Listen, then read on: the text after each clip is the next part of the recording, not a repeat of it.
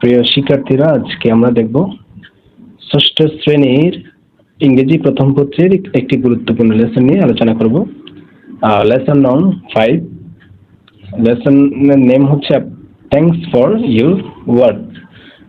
আমি চেষ্টা করব এই লেসনের গুরুত্বপূর্ণ বিষয়গুলো তুলে আনার জন্য। যারা দেখে দেখে ইংরেজি পড়তে পারে না এবং যারা শব্দের অর্থগুলো পারে না, যারা সেন্টেন্সের বাংলা মিনিং তুলতে পারে না, তাদের জন্য সর্বোচ্চ আমি চেষ্টা করব। সকলের প্রতি আমার অনুরোধ থাকবে, আমরা যখন ক্লাসটা করব তখন মনোযোগ সহকারে, যেন একেবারেই ফুলফিল কনসেন্ট্রেশন দিয়ে আমরা ক্লাসটা করি। সেক্ষেত্রে আশা করি সকলে উপকৃত হবে। চলুন আমরা ক্লাসটা দেখে নিই। আমার স্ক্রিনে দেখা যাচ্ছে English for today class 6 national curriculum and text book board Bangladesh. তাহলে দেখতেই পারতেছি আমরা, এটা হচ্ছে আমাদের সরকারি স্কুলের যে ইংরেজি প্রথম পত্রের যে বইটা রয়েছে সেই বইটার একটা যে কভারেজ আমরা দেখতে পাচ্ছি। এখন আমরা যাব লেসন নং 5-এ। আমরা একটু সূচিটা দেখব। সূচিতে দেখা যাচ্ছে লেসন নং 5 হচ্ছে এই যে লেসন নং 5 হচ্ছে এই যে লেসন নং 5, এটা হচ্ছে লেসন নং 5, থ্যাঙ্কস ফর ইউর ওয়ার্ক, তোমার কাজের জন্য ধন্যবাদ। পৃষ্ঠা নং হচ্ছে 13। পৃষ্ঠা নং 13। তাহলে আমরা মূল পেজে চলে যাচ্ছি। এটা হচ্ছে আমাদের আজকের আলোচনার বিষয়। Lesson 5, thanks for your work. তাহলে তোমার কাজের জন্য ধন্যবাদ। এখানে কিছু গুরুত্বপূর্ণ শব্দের অর্থ দেওয়া হয়েছে। এই যে এতে কিছু ওয়ার্ড দেওয়া হয়েছে। বলা হয়েছে news paper hawker. News paper hawker, that means সংবাদপত্র বিক্রেতা। সংবাদপত্র বিক্রেতাকে কি বলা হয়? News paper hawker. এরপরে দেওয়া আছে নার্স। এরপর কি দেওয়া আছে? নার্স। নার্স হচ্ছে কি? নার্স অর্থ হচ্ছে সেবক। নার্স হচ্ছে কি? নার্স অর্থ হচ্ছে কি? সেবক। এরপরে দেওয়া আছে ক্লিনার। এরপরে কি দেওয়া আছে? ক্লিনার। ক্লিনার হচ্ছে কি? পরিচ্ছন্নতা কর্মী। ক্লিনার হচ্ছে কি? পরিচ্ছন্নতা কর্মী। রিক্সা পুলার। রিক্সা পুলার থেকে রিক্সা চালক। রিক্সা পুলার থেকে রিক্সা চালক। ওয়েট্রিস। ওয়েট্রিস অর্থ হচ্ছে খাবার পরিবেশক। ওয়েট্রিস অর্থ কি? ওয়েট্রিস অর্থ হচ্ছে কি? খাবার পরিবেশক। এরপরে দেওয়া আছে কি? পোস্টম্যান। এরপরে কি দেওয়া আছে? পোস্টম্যান, ডাকপিয়ন। এটা হচ্ছে আমাদের এতে দেওয়া আছে।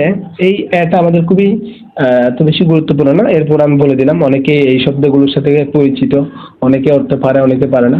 এরপর আমি বলে দিলাম আমাদের মূল বিষয় হচ্ছে এই প্যাসেজটা পড়া, যেই প্যাসেজটা আমাদের বিভিন্ন পরীক্ষায় আসতে পারে। এই যে এটাই হচ্ছে আমাদের আজকের আলোচনার বিষয়। আমাদের এই প্যাসেজটা খুবই গুরুত্বপূর্ণ, কারণ আমাদের যে পরীক্ষায় একটা প্যাসেজ আসবে, ইংরেজিতে যে একটা প্রশ্ন প্যাটার্ন রয়েছে, আমরা সকলে সেটার সাথে পরিচিত। একটা প্যাসেজ আসবে যেটা হচ্ছে সিন প্যাসেজ। এই প্যাসেজ থেকে আমাদের 1, 2, 3 পর্যন্ত আনসার করতে হবে। সেক্ষেত্রে আমি মনে করি এই প্যাসেজটা খুবই গুরুত্বপূর্ণ সকলের জন্য। চলুন আমরা এই প্যাসেজটা সম্পর্কে একটু দেখি। বিতে দেওয়া আছে read the text about Bulbul and answer the question below. এখন আমরা বুলবুল সম্পর্কে এই প্যাসেজটা পড়ব, গুরুত্ব সহকারে পড়ব। সকলে একটু মনোযোগ দিবেন। আমি আরেকটু বড় করে নিচ্ছি। Bulbul, this is Bulbul. Bulbul collects rubbish. Bulbul collects rubbish from the Shankar area in Dhaka. বুলবুল ঢাকার শঙ্কর এলাকা থেকে আবর্জনা সংগ্রহ করে। এখন অনেকে প্রশ্ন করবে, স্যার বুলবুলের পরে কালেক্ট, এই যে দিস ইজ ভার্ব, ভার্বের সাথে ইএস হয়েছে কেন? ভার্বের সাথে ইএস হয়েছে কেন? সেই বিষয়গুলো আমরা আলাদা করে আলোচনা করব। আমি এরপরে বলে দিচ্ছি, এখানে বুলবুল হচ্ছে একটা নাম। নামটা কি? Third person singular. Third person singular হলে ভার্বের সাথে কি বসবে?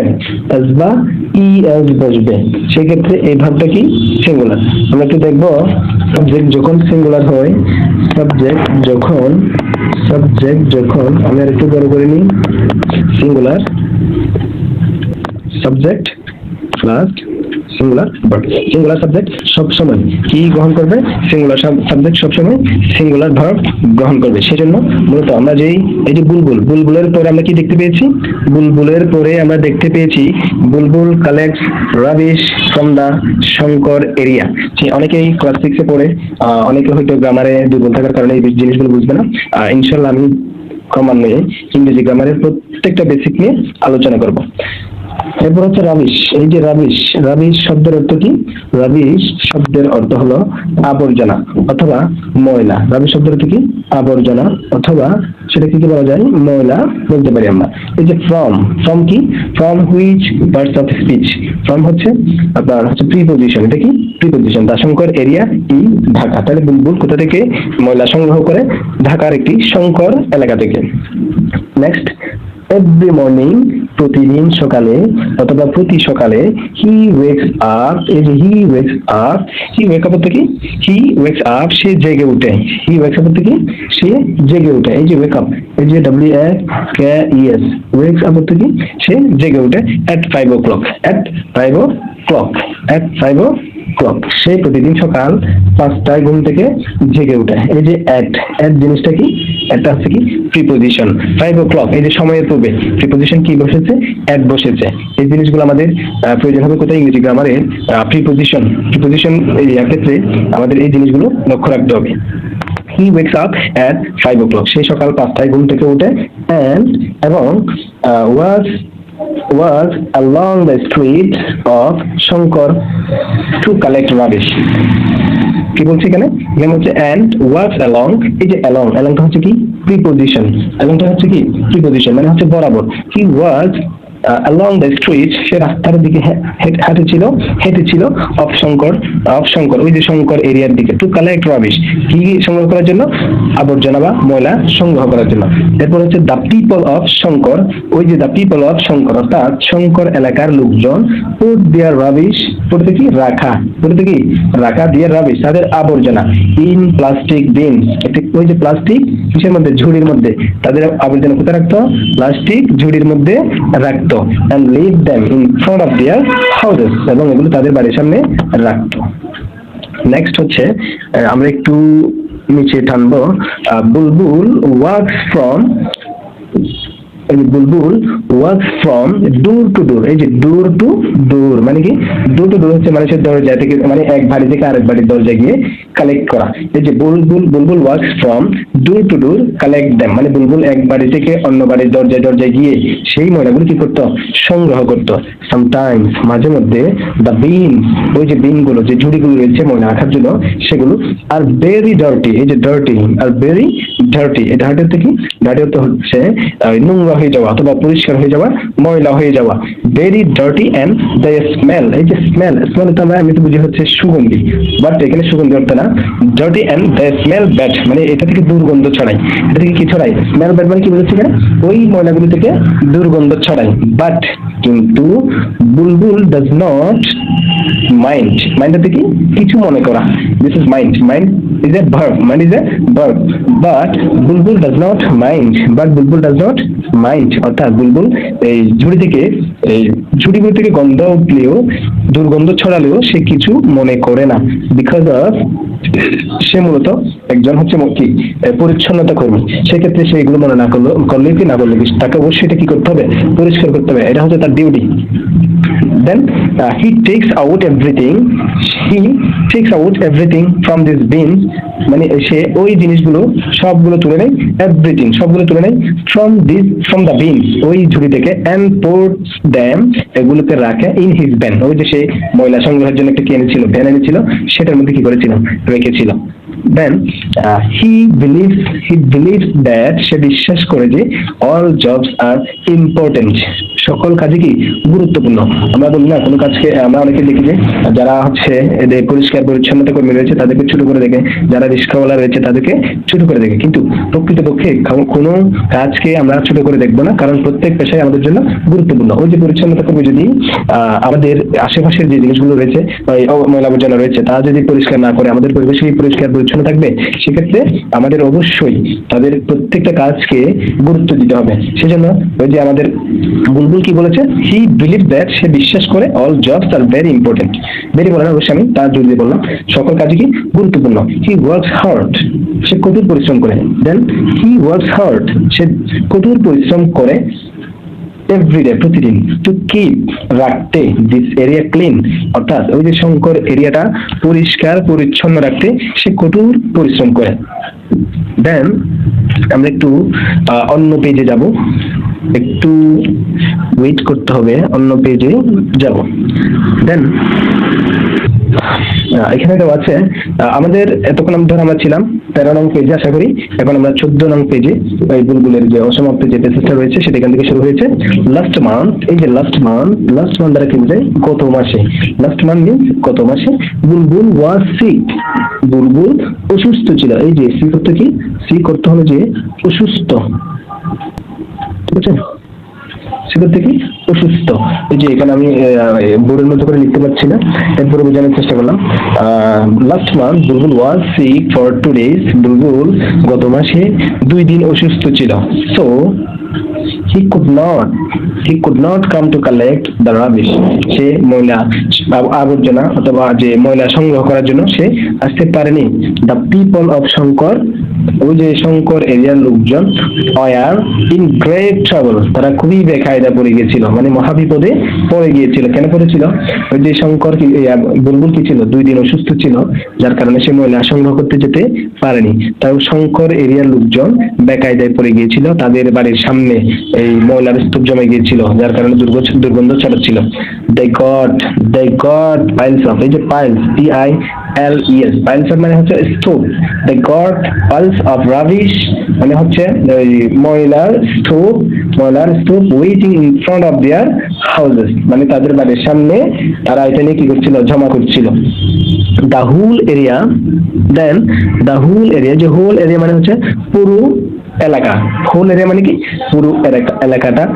became dirty হচ্ছে কি, এটা হচ্ছে খুবই নোংরা হয়ে গেছিল, পুরো এলাকা কি হয়ে গেছিল, নোংরা হয়ে গেছিল। and unhygienic, এবং অস্বাস্থ্যকর হয়ে গেছিল। এই যে unhygienic, this is unhygienic অর্থ কি, অস্বাস্থ্যকর হয়ে গেছিল। এটা হচ্ছে অ্যাডজেক্টিভ, এটা কি অ্যাডজেক্টিভ, এটা পার্টস অফ স্পিচের নাউন প্রনাউন অ্যাডজেক্টিভ। এই যে অ্যাডজেক্টিভ, এটা হচ্ছে কি অ্যাডজেক্টিভ। when, যখন বুলবুল got well means কি, got well means হচ্ছে সে আরোগ্যতা লাভ করা। এই যে get well বলে না, get well হচ্ছে সুস্থ, get well হচ্ছে কি সুস্থ হয়ে যাওয়া, মানে সে সুস্থ হয়ে যাওয়া গিয়েছিল।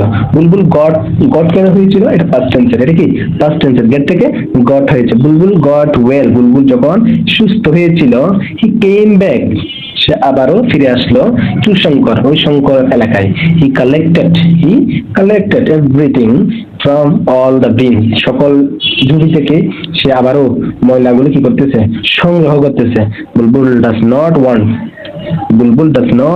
বুলবুল চায় না to fall sick again, সে আবারও অসুস্থ হোক সে চায় না। he realized that, সে বুঝতে পারলো, he realizes, সে বুঝতে পারলো, if যদি, he stops, সে যদি বন্ধ করে দেয় ওয়ার্কিং, কাজ করা, মানে সে বলতেছে, মানে সে এইটুকু বুঝতে পারলো যে সে যদি কাজ করা বন্ধ করে দেয়, if he stops working, সে যদি কাজ করা বন্ধ করে দেয়, even for a few days only, সে যদি কিছুদিনের জন্য কাজ করা বন্ধ করে দেয়, তাহলে কি হবে, the whole area will turn into a big dustbin, তাহলে কি হবে, তবে সম্পূর্ণ এলাকাটি একটা বিশাল ডাস্টবিনে পরিণত হবে। এটা কে বুঝতে পেরেছিল? এটা হচ্ছে আমাদের এই একটা যে প্যাসেজটা পড়েছি, এই প্যাসেজের অন্যতম চরিত্র বুলবুল। সে নিজেই রিয়েলাইজ করতে পেরেছিল যদি সে তার কাজ কিছুদিনের জন্য বন্ধ করে দেয়, ওই শঙ্কর এরিয়াটি একটি বড় আকারের ডাস্টবিনে পরিণত হবে। এই যে আমরা এতক্ষণ ধরে যে প্যাসেজটা পড়েছি, এই প্যাসেজটা হচ্ছে আমাদের যে নগর জীবনের সাথে ওতপ্রোতভাবে জড়িত। আমাদের চট্টগ্রাম শহরের কথা আমরা বলতে পারি।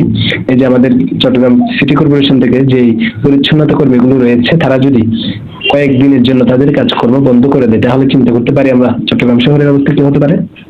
এটা হচ্ছে আমাদের বাস্তব জীবনের সাথে খুবই গুরুত্বপূর্ণ, খুবই রিলেটেড একেবারে বলতে গেলে আমাদের চট্টগ্রাম এবং ঢাকা শহরের সাথে মিলে গেল এটা।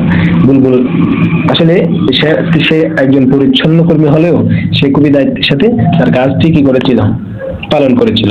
সেজন্য আমাদের এই প্রচেষ্টাটা আবার বলাও হয়েছে আমরা কোনো কাজকেই ছোট করে দেখবো না। সেই জন্য ওই বুলবুল নিজে বলেছিল all jobs are very important, সকল কাজই কি গুরুত্বপূর্ণ। এই প্যাসেজে কিছু গুরুত্বপূর্ণ ওয়ার্ড রয়েছে যেগুলো আমরা এখন আলোচনা করব। এখন আমরা এতক্ষণ ধরে যা পড়েছি তা হচ্ছে মূল প্যাসেজটা পড়েছি, এরপর আমরা যার বই থেকে চেষ্টা করব পুরো প্যাসেজটা নিজে নিজে একবার পড়ার জন্য। চলুন আমরা এখন এই প্যাসেজের গুরুত্বপূর্ণ যে ওয়ার্ডগুলো রয়েছে সেগুলো নিয়ে একটু আমরা আলোচনা করি। আমরা দেখো অ্যালং, এই যে প্যাসেজের শুরু দিকে রয়েছে অ্যালং, এখানে মানে কি কনটেক্সটটা কি, এই যে অ্যালং ALONG, অ্যালং কি, অ্যালং অর্থ হচ্ছে বরাবর, অ্যালং কি বরাবর, বরাবর। আবার আমরা বলতে পারি এটা কোন পার্সেন্টেজ পিকচার, কোন ধরনের বরাবর, এটা হচ্ছে আমাদের প্রিপোজিশন, এটা কি প্রিপোজিশন। ওকে, এরপর হচ্ছে আমরা আরেকটা ওয়ার্ড দেখবো ইন ফ্রন্ট অফ, এটা হচ্ছে in front of, in front of, in front of কি, ইন ফ্রন্ট অফ, এখানে ইন আলাদা হবে, ফ্রন্ট আলাদা হবে, অফ আলাদা হবে, এই দুটোতে লিখতে একটু কষ্ট হচ্ছে আমার। ইন ফ্রন্ট অফ এটা কি, এটাও একটা প্রিপোজিশন, এটার অর্থ হচ্ছে সামনে, এটা হচ্ছে কি সামনে, এটা হচ্ছে কি সামনে, তাহলে এটাও কি, এটা একটা প্রিপোজিশন, এটা কি একটা প্রিপোজিশন, আমি শর্টকাট দিলাম। এরপর হচ্ছে যে ডার্টি, এটা কি বলা হয় DIRTY, এতক্ষণ ধরে আমরা যে চেষ্টা করেছিলাম ওই যে ময়লা সংগ্রহ করা, এই যে ডার্টি, ডার্টি কি নোংরা, ডার্টি কি নোংরা, তাহলে এটা হচ্ছে কি নোংরা, নোংরাটা কি কোন পার্সেন্ট স্পিচ হতে পারে, নোংরাটা হতে পারে অ্যাডজেক্টিভ, কারণ এটা কি একটা দোষ গুণ, আমরা জানি কাকে বলে, যে ওয়ার্ড দ্বারা নাম বা প্রোনাউনের দোষ গুণ অবস্থা সংখ্যা পরিমাণ বোঝায় তাকে বলে অ্যাডজেক্টিভ বলে। সেক্ষেত্রে এই ডার্টি হচ্ছে কি একটা অবস্থাকে বোঝাচ্ছে, ঠিক আছে, তাহলে ডার্টি নোংরা অবস্থা, তাহলে নোংরা সেটা হচ্ছে কি অ্যাডজেক্টিভ। এরপর আমরা দেখতে পারি এটা আপনারা চাইলে খাতে লিখতে পারেন, এরপর আমরা এটা মুছে দিব, ক্লিয়ার অল ইজ বলে দিলাম। এরপরে আর কয়েকটা ওয়ার্ড দিব, ওটা হচ্ছে টেক আউট, এটা হচ্ছে কি take out, take out, take out থেকে ওই যে বলা হয়েছিল সে ময়লাগুলো বের করে এনেছিল, টেক আউট থেকে বের করা, টেক আউট থেকে বের করা, টেক আউট মিন্স বের করা, এটা হচ্ছে ফ্রেজাল ভার্ব, এটা কি বলে ফ্রেজাল ভার্ব বলে। এরপর হচ্ছে turn into, turn into TURN, turn into, turn into কি, টার্ন ইনটু হচ্ছে পরিবর্তিত হওয়া অথবা পরিবর্তন করা, পরিবর্তিত হওয়া অথবা পরিবর্তন হওয়া। এরপরে আরেকটা ওয়ার্ড আমরা লিখতে পারি PIME, তাহলে থেকে স্তূপ, থেকে স্তূপ, এই যে ময়লার স্তূপ, এটাকে যারা মোটামুটি ইংলিশ বেসিক নিয়ে পড়ি ছোটখাটো আমাদের সিক্সে এসে আমাদের যেই ইংরেজি গ্রামারগুলো জানা দরকার তার মধ্যে অন্যতম হচ্ছে কি পার্টস অফ স্পিচ, এরপরে কি টেন্স, এরপরে কি, এরপর আমরা বাকি জিনিসগুলো শিখলে চলবে, সমস্যা নেই। সেক্ষেত্রে আমাদের সিক্সে পরে অবশ্যই পার্টস অফ স্পিচ টেন্স জানা বাধ্যতামূলক। এটা না জানলে আমরা হয়তো অনেক সময় দেখা যায় প্যাসেজ থেকে এমসিকিউ যেগুলো আসে পরীক্ষার জন্য আমাদের যে এমসিকিউ আসবে প্যাসেজ থেকে যে এই 7টা মতো মনে হয় এমসিকিউ থাকবে, ওই এমসিকিউতেই থাকবে একটা ওয়ার্ড দিবে, বলবে যে হুইচ পার্টস অফ স্পিচ বলতে পারি, সেক্ষেত্রে কিন্তু আমরা আটকে যাবো, সেক্ষেত্রে আমাদের প্যাসেজে বাংলা অর্থ কাজ আসবে না, ওই গ্রামারটাই কাজে আসবে। সেজন্য সকলের প্রতি আমাদের দৃষ্টি আকর্ষণ থাকবে। পাশাপাশি এই ইংরেজি প্রথম পত্র করার পাশাপাশি আমরা ডে বাই ডে ইংরেজি যে ছোটখাটো বেসিকগুলো রয়েছে সেগুলো নিয়ে একটু কি করব, ট্রাই করব, যেমন পার্টস অফ স্পিচ আমরা নিজ দায়িত্বে শিখে আসবো।